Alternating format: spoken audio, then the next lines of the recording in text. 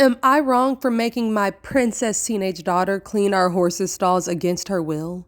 We recently got 2 horses. My younger daughter, 13 female, wanted them as she's been learning how to ride. My oldest daughter, 17 female, was against them. She's much more princessy and didn't want to deal with the mess and chores that come with horses. So we told her that it wouldn't be something that she would have to deal with and that her youngest sister had to take care of it all.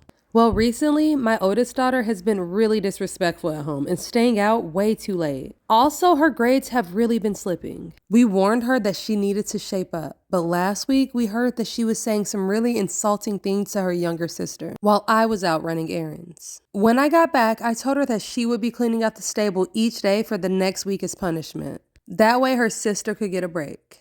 She got really upset and offended and said that we promised that she would never have to go in there and scoop horse poop.